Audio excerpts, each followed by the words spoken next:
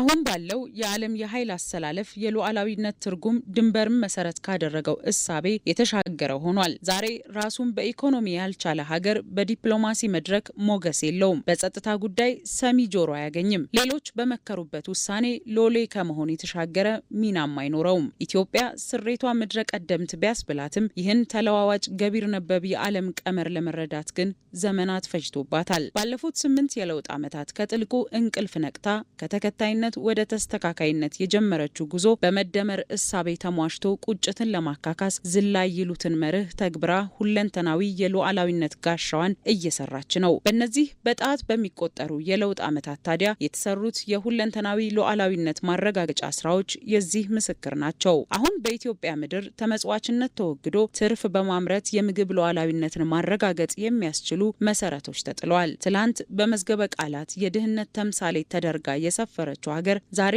ዓለም የሚመሰክርለት የእድገትና የለውጥ አርያ ሆና ቀርባለች። በእርግጥም ኢትዮጵያ የሉዓላዊነት ትርጉም ከድንበር ጥበቃ አልፎ በምግብ ራስን የመቻል ከጥገኝነትና ከተረጂነት ስነ ልቦና የመላቀቅ እንዲሁም ፈተናዎችን ተቋቁሞ የማለፍ ጠንካራ አይበገሬ አቅም የመገንባት ጉዳይ መሆኑን በተግባር አሳይታለች። ነባሩ የእርዳታ ኦርደር ተቀይሯል።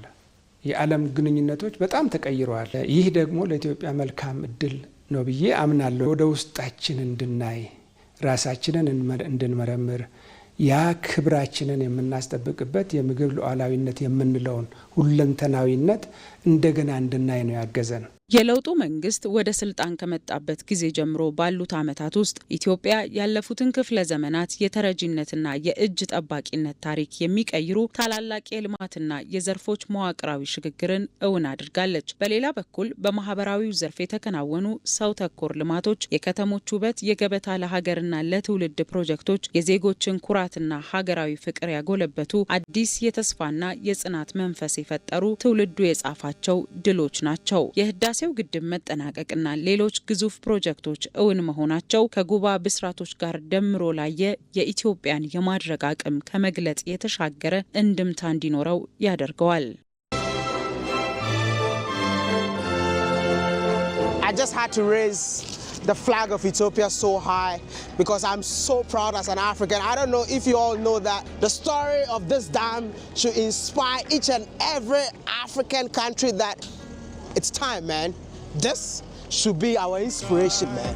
የዛሬዋ ኢትዮጵያ አቅሟን የማትጠራጠር ደግሞም አሟጣ የምትጠቀም ለዚህም የማንንም ይሁንታ የማትጠብቅ ሀገር ነች። ይህ አቅም በዲፕሎማሲው መድረክም ሀገራችን የራሷን እድል በራሷ የመወሰን ጂኦፖለቲካዊ ተጽዕኖ ፈጣሪነቷን እንድታስመሰክርና ተሰሚነት እንዲኖራት አድርጓታል። ቀለብ የሚሰፈርለትና ቀለብ የሚሰፈር ሀገር ሁሉ ሉዓላዊ አይደለም። ፋንክሽናል ሶቨርኒቲ ማለት የራስን ምግብ ዋስትና አረጋግጥ፣ ምግብ ዋስትና ብቻ ሳይሆን የምግብ ሉዓላዊነትን አረጋግጥ፣ የፖሊሲ ነጻነትን አረጋግጥ፣ የተቋማት ነጻነትን አረጋግጥ፣ የሀገርን የመከላከል አቅምህን አረጋግጥ፣ ብሔራዊ ጥቅምን የማስጠበቅ አቅምህን አረጋግጥ።